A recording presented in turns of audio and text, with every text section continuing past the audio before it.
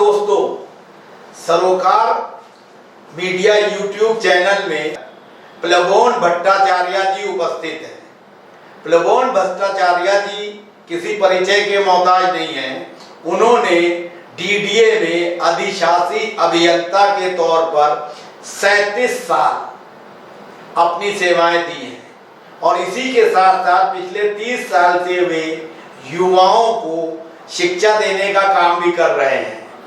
अब सेवानिवृत्त होने के बाद भट्टाचार्य जी देश के युवाओं को अपने एक्सपीरियंस शेयर कर रहे हैं। इसके तहत वो उनको टीचिंग देते हैं, उनको गाइडलाइंस देते हैं कि किस तरह से लाइफ में आगे बढ़ें, उनको एडवाइस करते हैं, उनको काउंसलिंग देते हैं और साथ ही साथ उनको उनकी शिक्षा के हिसाब से ट्रेनिंग भी देते हैं। अब हम भट्टाचार्य जी से जानना चाहेंगे कि हमारा देश किस तरह से आगे तरक्की करे और युवाओं को क्या करना चाहिए और देश की मूल समस्याएं क्या हैं और उसकी जड़ कहां जाती है, उसका समाधान कैसे होगा। नमस्कार। सर, सबसे पहले तो जो है आपका स्वागत है और मेरा पहला सवाल ये है कि आप इतने एक्सपीरियंस पर्सन हैं और इतनी आपने अपनी नौकरी के साथ साथ भी जो है बच्चों के लाइफ को सुधारने के लिए मदद की है। आप बिना किसी पैसे के या बिना किसी लोभ लालच के लड़कों को जो है शिक्षा देते हैं, उनको गाइड करते हैं लाइफ में वो आगे क्या करें, कैसे रहें। तो ये जज्बा आपका जो है अभी भी बरकरार है और आप आगे भी करना चाह रहे हैं। तो इसमें जो है आप किस तरीके से जो है बच्चों को जो है शिक्षा देते हैं और गाइड करते हैं, वो जरा बताएं। नमस्कार टू द व्यूअर्स। ये एक बहुत ही इम्पोर्टेंट सवाल है और ये मैं अपने ज़िंदगी से जुड़ी हुई बात है। ये जैसे हम जब पढ़ते थे तो इतनी सहूलियत नहीं होती थी और बहुत दिक्कत होती थी पढ़ाई के लिए। पैसे नहीं थे, ये नहीं थे, तो स्कॉलरशिप मिला तो पढ़ाई हो गई, फिर पढ़ाई हो गई तो नौकरी मिल गई।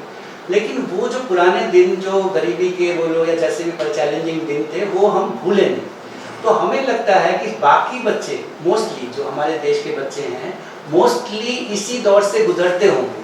तो इसलिए मुझे लगा कि अगर जो कुछ हमने सीखा, जो कुछ हम कर पाए, जो हम क्लास 1 ऑफिसर तक बन पाए, इसके पीछे वो जो ट्रेनिंग थी हमारे माँ बाप की, सारे फ्रेंड्स की, सबकी, तो वो अगर बाकियों को मिले तो बाकी भी वहाँ जा सकते। ऐसा नहीं है कि किसी तरीके से नौकरी कर लो, किसी तरीके से कुछ भी करके चला लो, ऐसा नहीं। बच्चों में बहुत पोटेंशियल होता है, बच्चों में बहुत कुछ करने की काबिलियत होती है। तो उसको अगर हम गाइडेंस दें, उसको प्रॉपर्ली ट्रेनिंग दें, तो वो बहुत आगे जा सकते हैं। तो इस वजह से एक तो हमारे पढ़ाई में वो हमेशा इंटरेस्ट था, तो हम पढ़ाते रहे बच्चों को। अब मेरे अपने बच्चे भी बहुत ऊपर तक गए, PhD किया है।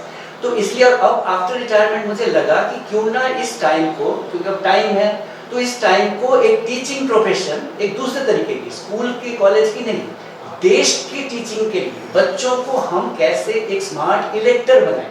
क्योंकि जैसे उनके 18 साल हो जाएंगे वो वोट डालेंगे। अब वोट डालने के लिए क्या करना है ये तो स्कूल में सिखाते नहीं है, तो कौन सिखाएगा और कब सीखेंगे।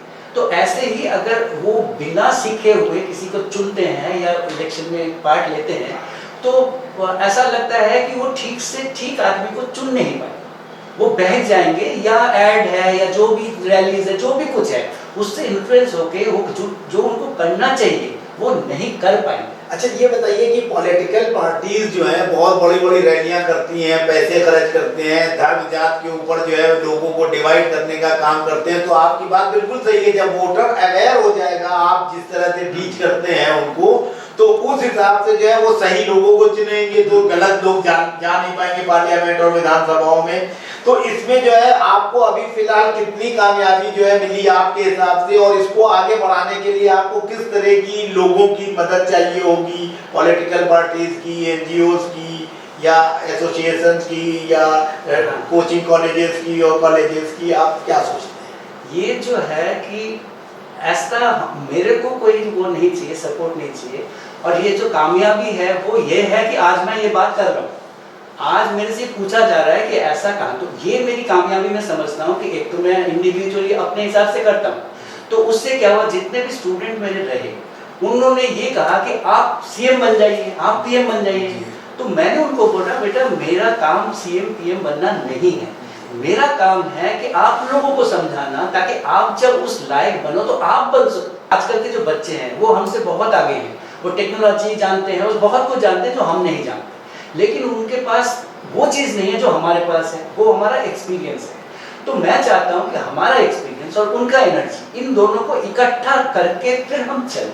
ये आपका बहुत सकारात्मक सोच है, लेकिन हमारे देश के ज्यादातर राजनीतिक दल तो ये चाहते हैं कि लड़के, खासतौर से नौजवान, उनकी रैलियों का हिस्सा बने, उनके पिछलग्गू बने रहें, उनके इशारों पे चलते रहें और उनको किसी तरह से बस बेरोजगार ही बनाए रखा जाए। बेरोजगारों की फौज खड़ी होती चली जा रही है। तो इन पॉलिटिकल पार्टी से कैसे निपटा जाए, उनको कैसे सबक सिखाया जाए ताकि युवा जो है एकजुट होकर उनकी नकारा बने की चीजों को छोड़कर एक सकारात्मक सोच के साथ देश में बढ़े।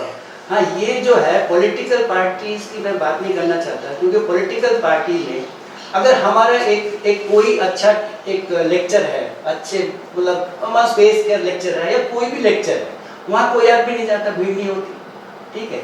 और ये गर्मी में सर्दी में ये जो पॉलिटिकल भीड़ है, इसका मतलब मुझे ये लगता है कि ये लोग जो है ये वो लोग हैं जिनको पैसा दो और वहाँ जाके खड़े हो जाए, क्योंकि इनका जो मॉब है, जो भीड़ है, इसकी कोई पहचान नहीं होती।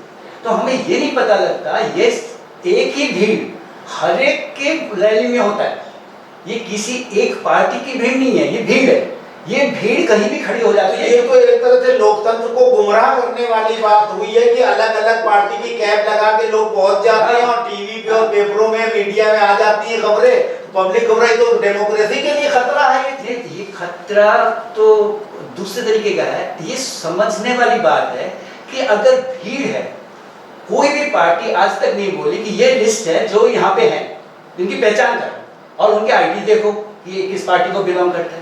तो अगर कोई आदमी उस पार्टी को बिलोंग ही नहीं करता तो वो है क्यों वहाँ पे, और इनको फायदा क्या है उनको समझाने का। तो ये वाली बातें जो है, ये बातें हम तभी कर सकते हैं जब ये हम एक पढ़ाई का चैप्टर लेके हम बच्चों से बात करें। ऐसा होता क्यों है? हो तो रहा है, मैं इसको रोक नहीं सकता, लेकिन ये ऐसा क्यों हो रहा है? और हमारे जो बच्चे हैं वो अगर इस चीज को समझेंगे तो वो भीड़ का हिस्सा नहीं होंगे। अब स्कूल बंद हो गए, सब कुछ बंद हो गया और इलेक्शन हो गए, तो कोई इलेक्शन कमीशन बोले कि क्या वहां पे बगैर भीड़ के, क्या तुम 6-6 फीट दूरी, 2 गज की दूरी पे रख के 8 घंटे 7 घंटे में इलेक्शन करवा सकते हो? पहले इसका आंकड़ा तो ले लो। अगर मेरे को अगर 3 लाख 4 लाख लोगों ने वोट डालना है और एक ही टाइम में डालना है, तो क्या 6 फीट की दूरी रह के हो सकता है? वो लाइन तो चली जाएगी, वो जो तमिलनाडु की लाइन केरल चली जाएगी। तो ये जो चीजें हो रही है, ये इसलिए हो रही है, मुझे लगता है कि ये लोग अनट्रेंड है, ये ट्रेनिंग नहीं है इनको। आज से जब से हमारा 47 और उससे पहले भी जितने थे, सब इमोशनल थे, देश को प्यार कर देते, देश के लिए जान देते, लेकिन देश चलाने की ट्रेनिंग किसी ने नहीं की। वो तो कोई भी बन गया, कुछ भी हो गया, जिसके हमारे पॉलिटिशियन बनने के लिए कोई क्वालिफिकेशन नहीं रखी गई। तो जब क्वालिफिकेशन ही नहीं है पॉलिटिशियन की, तो हम उससे क्या उम्मीद कर सकते? अच्छा भट्टाचार्य जी, एक चीज बताइए, अब आप बच्चों के लिए जो है क्या एक मैसेज देना चाहेंगे कि वो अपनी लाइफ को कैसे जो है आगे ले जाएं? बच्चों को मैं ये कहना चाहूंगा कि बच्चों देखो, एक तो जो हम हैं, हम जो एग्जिस्ट करते हैं, सबसे पहला पन्ना है preamble to the constitution of India, ठीक है। प्रीएम्बल का मतलब है कि जो इस कॉन्स्टिट्यूशन की जो आत्मा, अगर हम बोले कि सोल ऑफ द कॉन्स्टिट्यूशन की, इन्हीं चीजों के ऊपर पूरा का पूरा लेखा जोखा बनाया गया है। तो उसमें क्या है? उसमें हम कहते हैं we the people of India, हम खुद इस देश के, हम अपने आप को ये चीजें दे रहे हैं, ठीक है।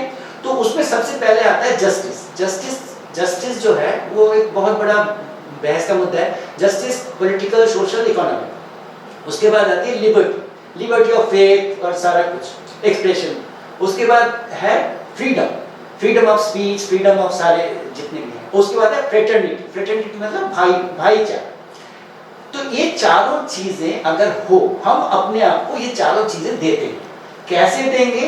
वो है कॉन्स्टिट्यूशन के 395 आर्टिकल्स, और इसके अंदर जो रूल्स हैं, उन रूल्स से सारा हमारा देश चलता है। तो मैं सबसे पहले अपने बच्चों को बोलूंगा कि तुम इसको जानो। क्या बहस करने से पहले जान तो, इसका मतलब कॉन्स्टिट्यूशन ऑफ इंडिया ये मस्ट आना चाहिए और मस्ट है, और उसके बगैर कोई भी एग्जाम नहीं होना चाहिए। और हर एक बच्चे को ये समझाना, ये आना चाहिए कि जस्टिस का मतलब बताएं, व्हाट इज जस्टिस। तो ये थे प्लबोन भट्टाचार्य जी अगली बार किसी नए मुद्दे पर फिर से चर्चा करेंगे। तब तक के लिए इजाजत दीजिए। नमस्कार।